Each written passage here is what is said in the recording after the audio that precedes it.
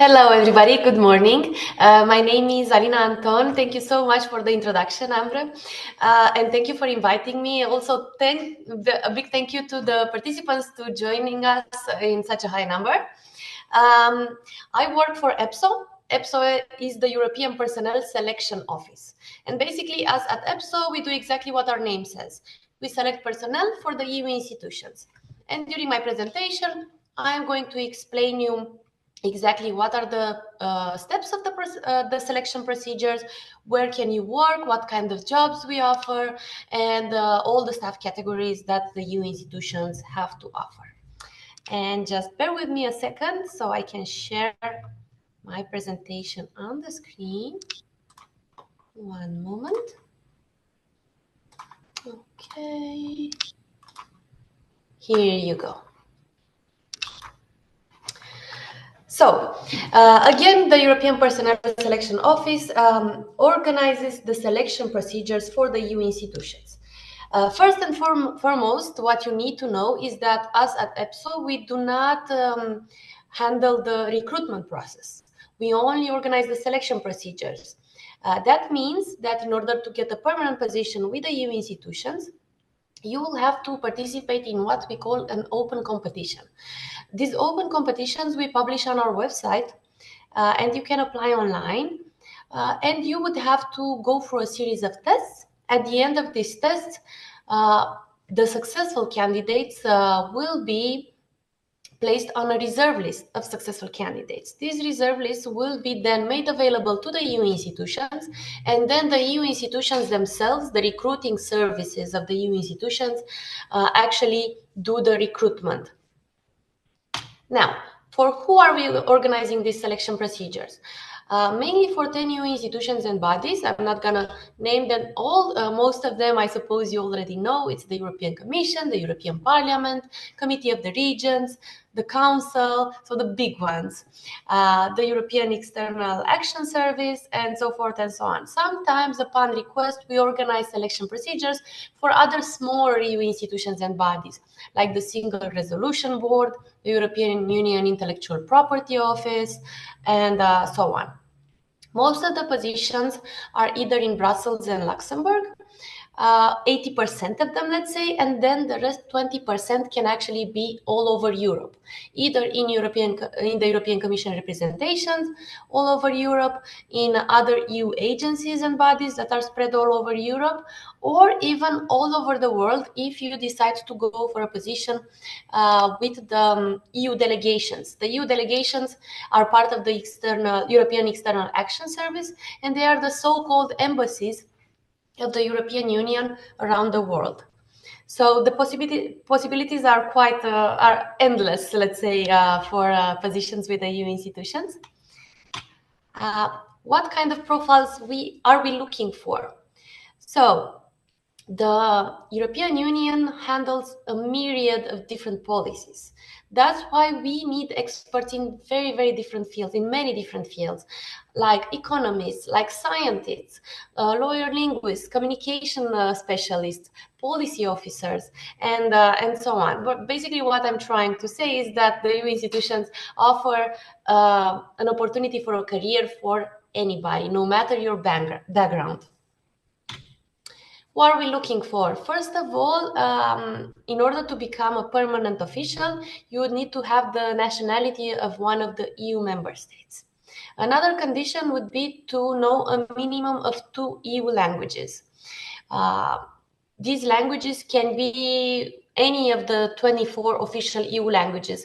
The most used ones are indeed English, French, or German. So for specific position, you might be indeed requested to know one of these 3 languages. We are looking for people that are willing to be working in multicultural teams. We are looking for graduates as well as non-graduates. Graduates would be recruited as administrators. What do we offer? Of course, we offer a very, very interesting and challenging work. As I told you, the EU deals with a myriad of different policies. The major topics basically that you see now on TV, from digitalization to climate change. We also have space policies, and so forth, food safety, and so forth and so on. So we handle a very, very different topic and very interesting one. You would be also working in a very international work environment. Just to give you a little glimpse of this, I work in EPSO, right? So EPSO has 130 staff of around 24 nationalities. So basically we cover most of the EU languages in our small, tiny office. And again, our office is quite small. There are bigger DGs when you can basically find the nationals of all EU member states, and sometimes for external staff, even other nationalities. The EU institutions offer also a lifelong of professional and personal improvement, development.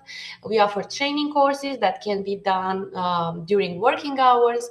We also have flexible working conditions. For example, I go to the office in general twice a week. Of course, there can be weeks where I have to go more often. Maybe I have meetings, maybe I have certain events.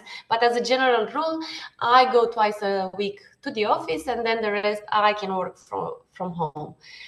Also, my personal favorite would be the job mobility benefit, because once you land a job with the EU institutions, a permanent position, you have the opportunity to apply internally and to basically not have the same job for the rest of your life, because that would be rather boring, I suppose. So once you land, for example, a job at the European Commission, you can then apply internally for a job in another service, either in another Directorate General, or even in another institution. So you can apply from the European Commission to the European Parliament, and then move from the European Parliament to the Joint Research Center, or from the Joint Research Center to the Council, and so on. We also promote a healthy work-life balance. We have many well-being initiatives. We have many allowances and many benefits for families with children as well, access to European schools, and so on. Of course, a great attractive salary package, life insurance, a pension scheme. All this is offered in a collaborative way of working. And last but not least, we will be shaping Europe together. So you will not, I don't want to seem cheesy now, but you will not be working for the profit of a private company. You would be working for the benefit of the entire EU community. So for the common good of the entire EU community, and for the benefit of more than 440 millions of European citizens. And I guess that's quite meaningful, and it's one of the reasons why it keeps us all going. So this is a screenshot of our website. Basically, this is where it all starts. Here you can find information about EU careers, about the staff categories, the selection process. And of course, the most important section is the EU vacancies and traineeship section, where you can find all the jobs that the EU institutions, most of the EU institutions and bodies have to offer. In order to apply to any of our competitions or other selection procedures, you will have to create an account on our website and apply via that account. In that account, you will actually receive all the information related to the selection procedure that you applied for. You will receive invitations to sit the tests, information about the next steps throughout the selection procedure, and so on. Now, let's talk about these open competitions that I keep mentioning. Basically, this is the method through which we select permanent officials, so the EU civil servants. There are two types of competitions: the generalist competitions and the specialist competitions. The generalist competitions, as the name says, are general, so they cover all fields. You don't need to have a specific background to be eligible for this competition. No professional experience is needed. And at the end of this selection procedure, you would be recruited as administrators, starting with grade 85. Then, for the specialist competitions, these ones are, of course, in specialized fields. So professional experience would be needed for most of these profiles. You would be recruited, if it's an administrator competition, you would be recruited starting with grade 86. And if it's an assistant competition, you would be recruited starting with grade AST3. So 86, for example, requires a minimum of 3 years of professional experience, 87 a minimum of 6 years of professional experience, and so on. So the experience required grows along with the grade. Now, these are the elements of a competition. So basically the tests that you will have to sit in order to end up on the reserve list. All these tests will be done in one single day. They will be done remotely, so you can see the tests from the comfort of your home. First, we have the reasoning skills tests, which are verbal, numerical, and abstract. This is a multiple choice questionnaire, and you will have to see this test in language number 1. I forgot to mention, actually, when you apply for one of these competitions, I told you before that you need to know a minimum of 2 EU languages. So when you fill in the application, you will have to fill in the language number 1 and language number 2, and you have to be very careful when you select these languages, because these will be the languages in which you will have to sit the tests. So please choose the languages that you are the most comfortable with sitting the tests in. These languages can be any of the 24 official EU languages, so you can choose, I don't know, Slovenian and French, or Slovenian and German. We don't care, as long as you are comfortable and you think that you will have a higher score if you choose these languages. But I have to warn you that at the interview phase, most likely you will have to see the interview either in English, French, or German. It really depends on the unit that is recruiting at that moment. So let's carry on with the test. The reasoning skills test will be set in language number 1. Then for the generalist competitions, you will have an EU knowledge test, which again is a multiple choice questionnaire. This will be set in language number 2. And then the last test is the written test. Through this test, we will be assessing your written communication. So your ability to communicate in writing, your drafting skills, basically. This is not a knowledge test. You will be provided with some documents, and the written test will be based only on those documents. So we don't assess your knowledge, only your drafting skills, because you would be doing a lot of drafting if you would be working for the EU institutions. Now, on the other hand, for the specialist competitions, the EU knowledge test that I mentioned earlier would be replaced by a test assessing your knowledge in the field. The knowledge in the field test will be again a multiple choice questionnaire in language number 2. And then again for specialists, you will also have the written test part. At the end of this test, if you are successful, your names will end up on a reserve list of successful candidates. This reserve list will be then made available to the EU institutions, and then the EU institutions, the recruiting services of the EU institutions, will invite you for a job interview for a specific position. After the job interview, of course, if you are successful, you will receive a job offer. Now, this is a list of our upcoming competitions. We have at the moment 2 lower linguist competitions coming up. Then for building specialists, assistants in the field of communication, the generalist competition, which I think is one of the most interesting ones, will be in July 2025. And again, I believe this is interesting for everybody, because you do not need a specific background to be eligible for this competition. So no matter your field of studies, you would be able to apply to this one. And then you will receive, of course, an invitation for an interview in the field of your studies. So I think this is quite important. I think another competition that was of interest to you was one that we had exactly at the end of last year for scientific researchers, but unfortunately the deadline for application ended. But hopefully in the future we will organize more competitions for researchers. Now, besides these open competitions and these permanent positions, we also have non-permanent positions. So we have other staff categories.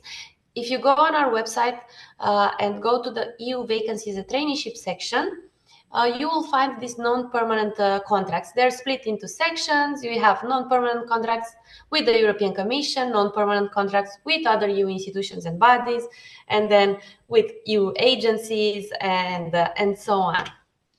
So other staff categories would be contract agent positions. We call them in short CAST. It comes from Contract Agent Selection Tool. The name is quite long, so we use CAST. We also have temporary agent positions, interim staff, freelancers, second and national experts such as myself actually, and of course trainees.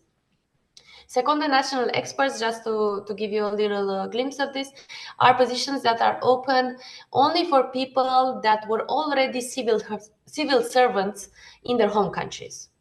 So I was a civil servant in my home country, in Romania, and then I applied for one of these second and national expert positions, and here I am working for the European Commission as of 2021. This is a temporary position as well as contract agent, CAST, or temporary agent positions. In all of these positions, you can work for a maximum of 6 years. But very important is that it's 6 years per institution. So let's say you landed the job with the European Commission, a temporary agent position, you can only work for the European Commission for 6 years in this type of position. Then nobody is stopping you to apply for a temporary agent position with the European Parliament. And then you start counting again. So another 6 years in the European Parliament. Now, for the contract agent position, the profiles are the same, very, very varied. One thing that you have to know, we actually call these positions CAST permanent because these positions are permanently available on our website. So if you go on our website, you will find all of these profiles that you see here on my slide. And there is no deadline for application. So the application period is ongoing. You can literally, after this presentation, go on our website, create an EPSO account, and apply to any of these profiles. Then, after you apply, basically your CV will end up in a database of potential candidates. So whenever the EU institutions have actual jobs, actual vacancies, they go through that database and they invite the most suitable candidates to sit the tests, the EPSO tests.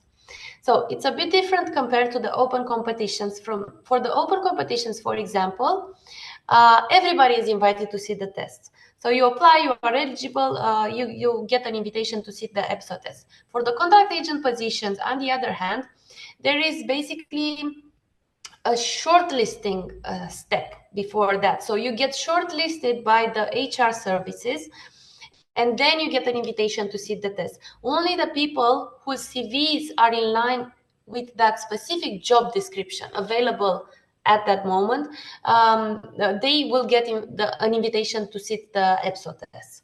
And in this case, for contract agent positions, the test will only be the reasoning skills test that I also mentioned earlier. So you would have the verbal, numerical, and abstract reasoning tests in language number 1. And then, if you are successful in this test, of course, you will receive an invitation to an interview. And if you are successful, you will receive a job offer. For this test for contract agents, the results will be valid for 10 years. So let's say you sat the test, you are successful, you go to the interview phase, and you are not a fit for that specific position. Next time you will be applying for a contract agent position, you will not have to sit the tests again. So you will go straight to the interview phase. And you have 10 years to do that because the results are valid 10 years. And I think that's quite convenient. And then, of course, the last step is the recruitment phase. Now, I'm going to talk a little bit about the traineeship opportunities because all the EU institutions and agencies offer traineeship opportunities. Unfortunately, they are not centralized on a single website. But if you go on our website, you will find all these EU institutions and the link to their website leading to their traineeship programs. It's very hard to centralize all of them because they all have different dates to apply for these traineeships. They have different eligibility criteria and so on. But I'm just gonna brief you a little bit about the biggest traineeship program of the EU institutions, and that's the Blue Book traineeship program, the one in the European Commission. The European Commission actually includes as well the European Commission representations that are spread all over Europe, also the executive agencies of the European Commission, and that means that the traineeship positions actually will not necessarily be in Brussels and Luxembourg. So you have the opportunity to change a bit the Brussels and Luxembourg trademark, let's say. So these traineeships are organized twice per year in two sessions per year. Each session has 5 months. One starts in March and ends in July, and the other one starts in October and then ends in February. This is paid, it says here 1,300 euros, but now I think it's around 1,400 euros per month. We hire around 1,800 trainees per year, so 900 per session. And it is a highly competitive process. I have to warn you. We get many applications. It's quite popular. It's also a great experience and a great stepping stone to a new career. For these traineeship positions, you would only need a bachelor degree. You need to know a minimum of 2 EU languages. One of the languages for traineeships must be either English, French, or German. For traineeships, we do not have the citizenship requirement. So the European Commission has a limited number of positions for non-EU citizens. There is no age limit, but another condition would be to not have any prior EU employment, any work experience at all with the EU institutions of more than 6 weeks. So these are the steps, the key steps of the Blue Book traineeship program. You would apply in February to as of middle of February until the end of March usually for the October 2025 traineeship, and then you apply as of middle of July until the end of August for the March 2026 traineeship. The application is online. We receive around 12,000 applications per year, so it's highly competitive. You go for an eligibility check, a pre-selection phase, and at the pre-selection phase, the pre-selected Blue Book trainees basically will gain access to this virtual Blue Book platform. In this virtual Blue Book platform, all the European Commission's Directorate Generals, the European Commission representations, and the executive agencies of the European Commission, they post their traineeship positions. So basically, candidates, applicants will have the opportunity to select exactly in which area they want to do their traineeship. Either they want to do it in food safety or climate change. So they pick the Directorate General that deals with that specific topics. So you can apply to a maximum of 3 traineeship positions, but then you can select as favorite as many as you wish. So basically, if you're not selected for the free that you applied for, you still have an option to be selected for the one that you selected as favorites. So if those positions don't fill in, you still have a shot to be taking into account for those ones. And then, of course, you have the selection phase where we select around 900 trainees per session. So that was my presentation. And now I'm going to stop sharing my screen. And also I would like to add that, for example, for PhDs, another interesting opportunity would be to check the vacancies at the JRC, is the Joint Research Center of the European Commission. And there you can find all the opportunities in research and innovation. They have several locations, either in Belgium, Germany, Spain, Italy, as well as the Netherlands. They conduct in-house research for EU policies. I think those positions would be quite interesting for people that have a PhD. But also, I would advise you to not restrict yourself only to these research opportunities with the JRC. When you hold a PhD, your expertise will be valuable for many directorate generals in the European Commission or other EU agencies. So, for example, the European Commission has, besides the Joint Research Center, we have DG Environment, DG Health and Food Safety, Sante, where you can work as policy officers or analysts. You can use your expertise for policy development, for data analysis, advisory roles. We also have many EU agencies like the European Food Safety the European Chemicals Agency, the European Medicines Agency, the European Research Council, and most of these positions you will find on our website. So my advice is just to keep an eye. Maybe at the moment we don't have many opportunities for scientists or researchers, but they do come up on a regular basis. So every other week you should check the website because there are many opportunities coming up, ad hoc opportunities basically. And also I am open for questions. So if you have any specific questions, I'm here to help. I'll try to help at least.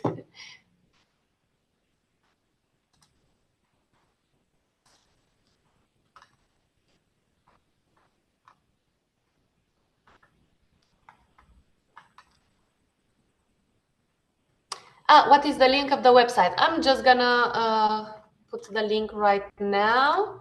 I'm just gonna put the link directly to the job opportunities.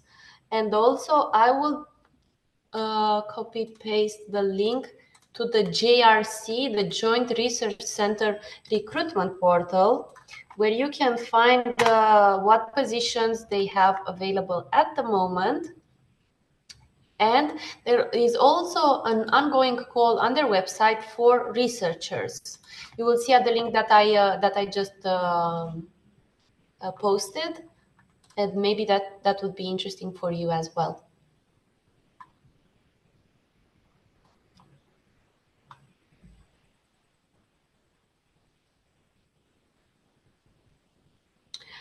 I see that we have a question in the chat. So, hi, I'm Mauro, and thank you for the presentation. What can be the career possibilities for a postdoc in oncology? So, the career possibility would be, I told you, the Joint Research Center. So the Joint Research Center does this type of research, does in-house research, and also so you could apply for a position with the JRC, or you can apply for a position as a policy officer also within the JRC or the European Medicines Agency or the European Commission's DG Health, Directorate General for Health. So yeah, there would be possibilities for you as well.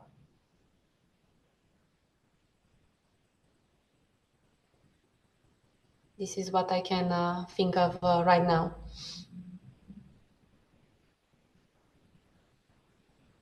This.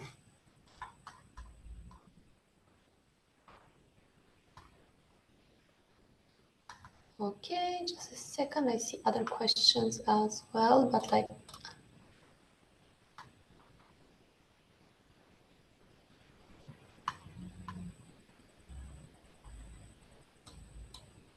I'm sorry, it's just that the chat keeps moving and I keep missing the question. I'm very sorry for this. So at some point you said that the tests are valid for 10 years. Can applicants retake the test if they choose to, in case they botched the first one? Yes, you have the opportunity to resit the test. But for every test that basically you have to receive an invitation first to sit the test. So let's say you sat the test and you failed it, you will not be able to sit a test until you receive another invitation to sit the test. And also you have to wait for 4 months to sit the test. But so these contract agent positions, these cost positions have different grades. So you have FG1, FG2, FG3, FG4. Of course, for FG4, you would be required to have more professional experience and so on. The experience goes down with the grade. So for example, if you sat the test for FG4 and you failed, you would not be able to see the test for FG4 for another 4 months. But you would be able to see the test for an FG3. So for the lower grade, you will still be able in that period of time to sit the tests.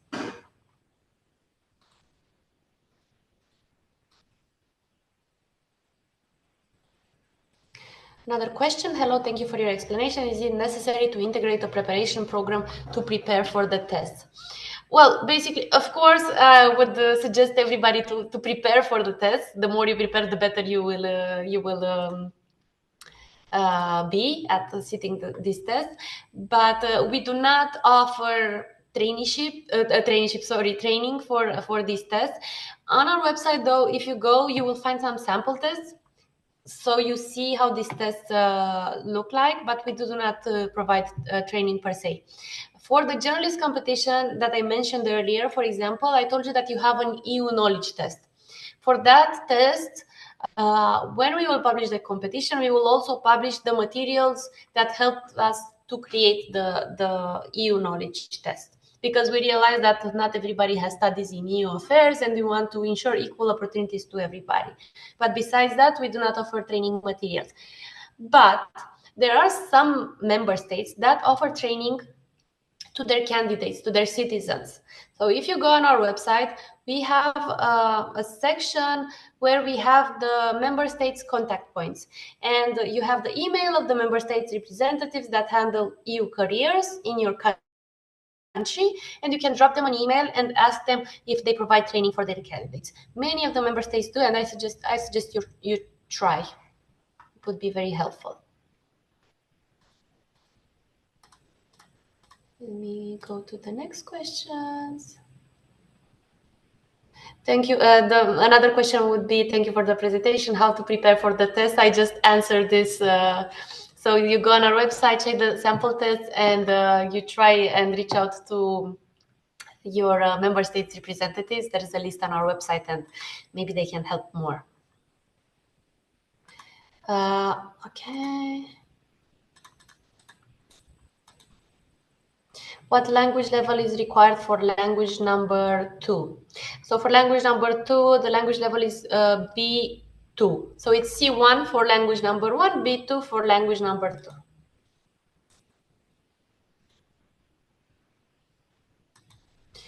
For the test, how should candidates select a language 1 and language 2? Should language 2 be the native language?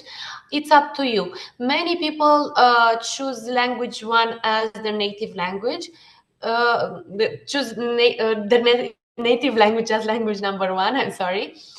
Because I told you that at the beginning for the reasoning skills test, you have verbal, numerical, and abstract. And those questions, especially for the verbal tests, they are quite complex. So it would be very helpful to you if you would choose your native language, because the questions are quite tricky, and it's a matter of understanding the question, the text very, very well. So that's why many people choose their native language. But there is no rule. You have to think this through and see what is the most suitable for you.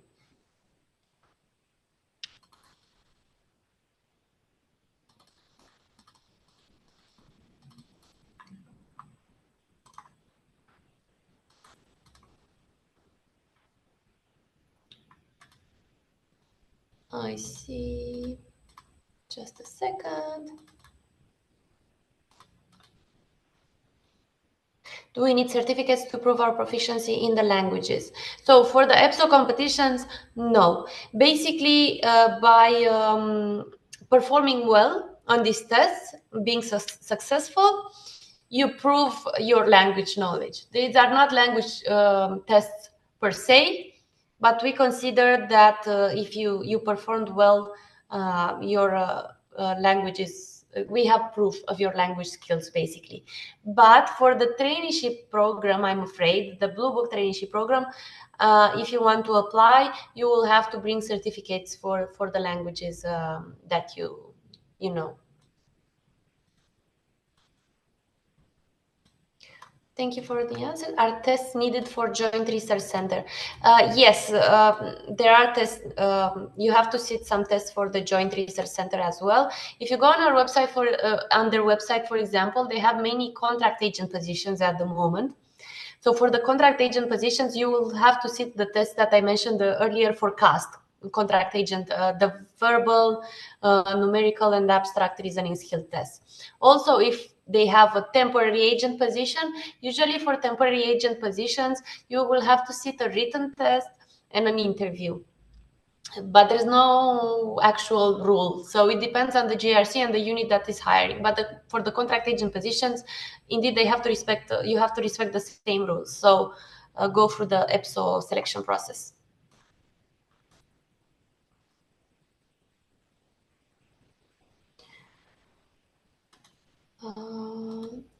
If it's possible to do a research internship in DGRTD as a PhD student. For this, I'm afraid that I do not know the answer, but I suggest reaching out to them. You go on the EU Who is Who website and write to them. We do not, as at EPSO, we do not organize the selection procedure for this kind of internships. That's why I don't really know the answer, but you should write to them. I know that the JRC. Yes, for the JRC, it's possible to do one of those research internships. You go on our website and you find all the details there. But for the rest, I'm not sure, I'm afraid.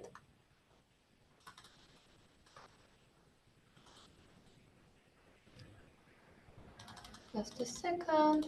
I'm sorry, but just my chat keeps moving and I miss the question. So every time I have to go back to the last one. That's why it takes so long. I'm very sorry. Okay.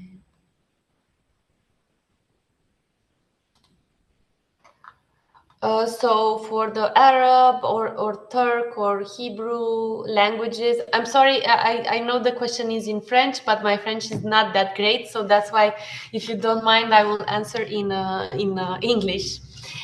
For these languages, I mean, these languages can be useful for you as well, because, of course, in the EU institutions, we have officers for external relations, or, okay, maybe these languages are not that used, but this will be helpful if you, for example, want to apply to the European External Action Service and maybe work in an EU delegation. Knowing the language of that specific EU delegation would bring you added value to your CV.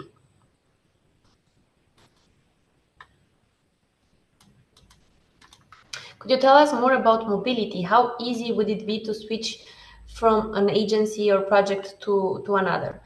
Basically, if you get a permanent position, it's very easy. I mean, okay, you land first the job, and at the beginning you will have to stay for a while in that specific job, and it depends from one institution to the other. So one institution might ask you to stay 1 year in that position, and then you can apply internally for other positions. Other institutions ask you to stay for 2 years in that specific position, and then you are free to apply to other institutions. Also, for temporary agent or contract agent positions, you can do that at any time you want. Basically, you just have to fulfill the eligibility criteria of that specific job opening, and you are free to apply as much as you want.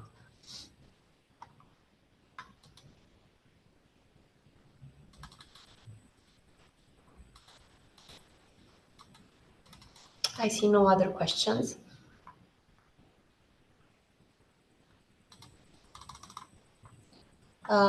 Anyway, even if you think about other questions after this session, you can reach out to me. I'm very happy to help. I see there's a new message. No, the procedures for applying to an executive agency are not very different. So again, it depends on for what position you are applying. So if it's a permanent position, you have to apply to an open competition To be honest, at the beginning, you don't know exactly where you will end up, because when applying for an open competition, you don't apply for a specific job. Okay, for some competitions, they say in the notice of competition, this is how it's called, the legal document applying the competition. Announcing the competition, I'm sorry. And they say, okay, you may be recruited by the European Commission, European Parliament, Council, and so on. So you end up on a reserve list, and then you will be contacted by one of the institutions. It could be any of one of them. And you could end up in the European Commission and or in one of these executive agencies of the European Commission. But if you apply for a temporary agent position, for example, which is the case for like most agencies, not only the executive agencies of the European Commission have these temporary agent positions. And mostly for these positions, the selection process is quite the same and it's pretty straightforward. You have a written test in the field of assessing your knowledge in the field of that specific job, and then you have an interview. And that's it for temporary agent positions.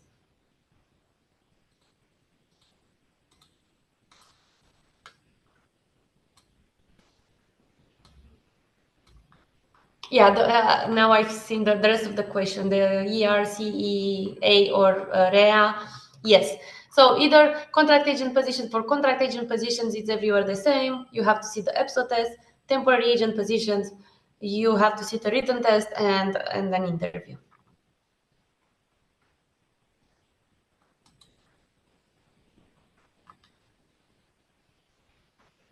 Thank you for your presentation. Would you say that having work experience in private sector related to the EU institutions, lobby, group, etc., is more of a strength or a weakness for an application as a new administrator? I would say that it's a strength. Any experience related to EU institutions would add value to your CV.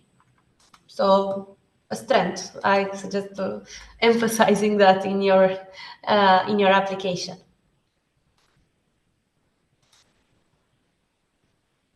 You're welcome.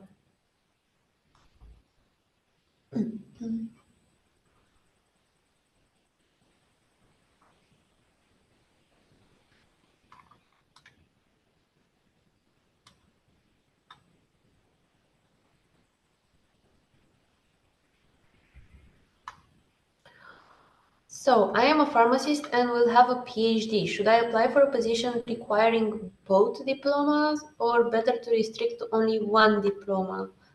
I'm afraid I don't really understand the question. Basically, for all our positions, I mean, a PhD is usually not required, not necessarily required, except for some of the positions at the JRC. So basically, you can apply to EU career for a job with the EU institutions, even if you have only a bachelor's degree. Of course, if you add the diplomas to your CV, it can only bring you. They can only bring you extra points. I mean, we don't really. There's no specific rules. I suggest that you mention all your diplomas in your application.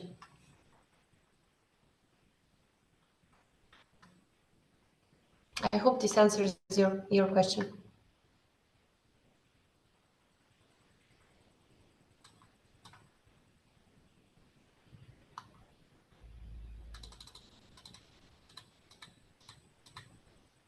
Thank you.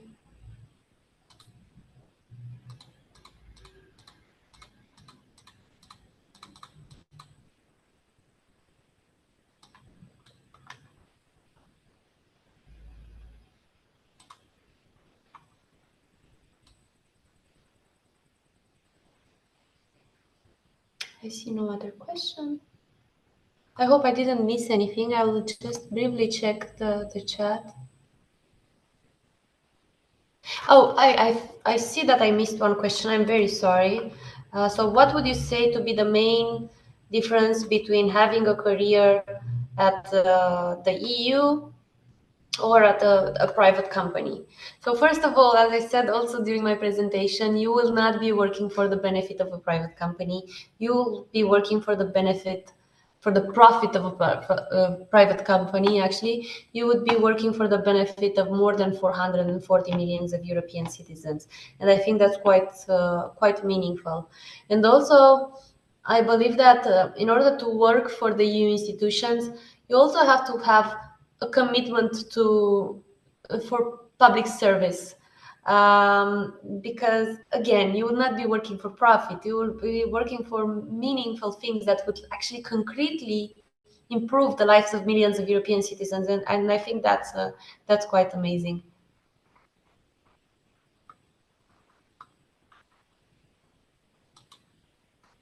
Apart from the tests, is there anything else that can help us improve our profile and be selected? Well, I guess you already have, since you are PhD students, most of you, or already hold a PhD, you already have some extra points compared to other candidates. Another thing that would help you improve, I would say languages. Improve your language, invest in your language skills. Languages are very appreciated. As I told you, you need to know a minimum of two EU languages to be eligible for a new career. But of course, the more languages you know, the better. So again, it would bring you extra points. And of course, professional experience is always appreciated in the field of that you want to apply for. Another important thing is the fact that PhD is counted as work experience. So you have to know that as well. That's very convenient for you. But it's counted up to 3 years, because as far as I know, some countries have PhD programs of more than 3 years, or sometimes they have 6, but we only count up to 3 years of work experience. Another thing, if you are at the beginning of your career, probably applying for a traineeship with the EU institutions would help. Any experience of work with the EU institutions would be will bring value to your CV. But it's not a criteria. It's not mandatory. I haven't done a traineeship program with the EU institutions, and I still got a position in the end. So yeah. I think it also depends on the position that you apply for, what are the requests, and then you adapt.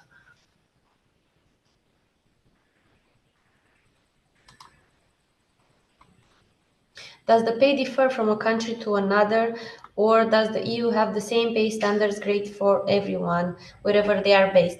No, the pay differs from a country to another. Of course, they're like a specific base, and then it's calculated based on the cost that you would have in that country, or like if the costs are higher, we have a certain coefficient rate, it's called, and the salaries are adjusted. But it's not a huge difference, of course, but we have to admit that some countries are in some countries is the cost for living are higher, and in some countries they are lower, so of course the salaries are adjusted as well.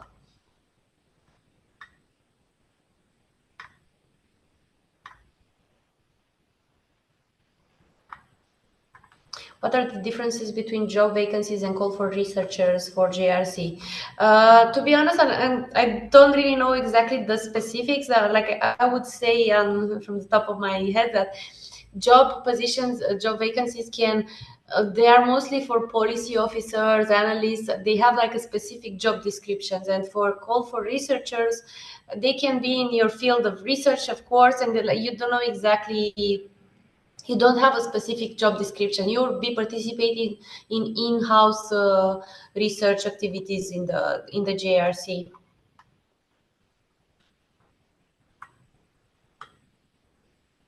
That would contribute to policy making in the end. That's actually the goal.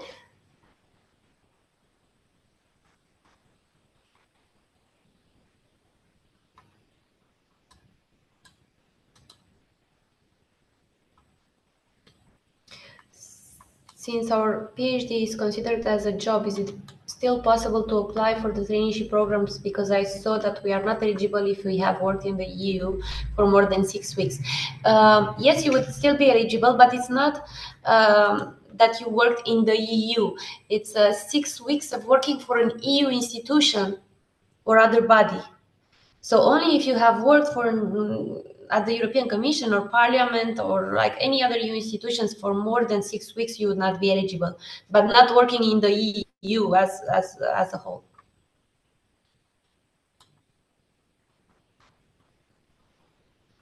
You're welcome.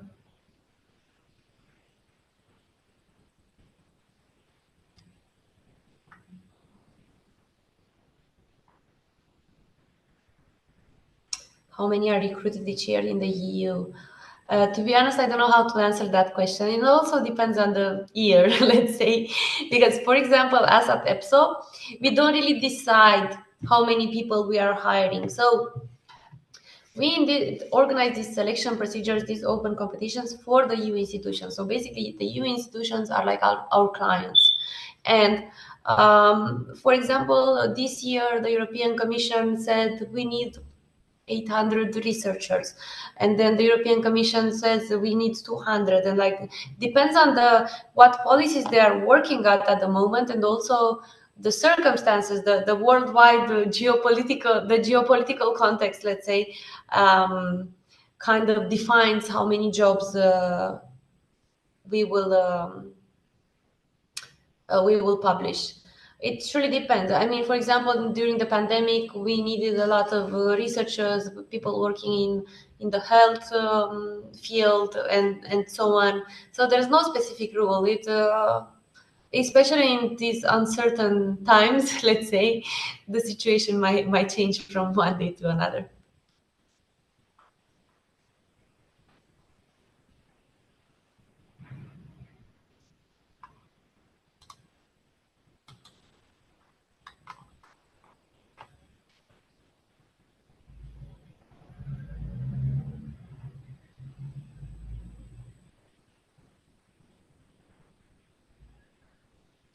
Okay, I see. There are not any more questions, I suppose. Again, if you think about something else, reach out to me. And also, we have a contact form on our website. If it's something very technical, very specific, you can go on our website and submit your question there, and my colleagues from the candidate contact service will reply to you.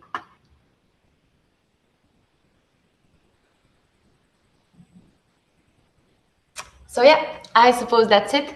Thank you very much to all of you for joining us in such a high number. And I hope the presentation was clear, and I hope that I sparked your interest a bit for a new career. And hopefully, I don't know, see you soon in Brussels.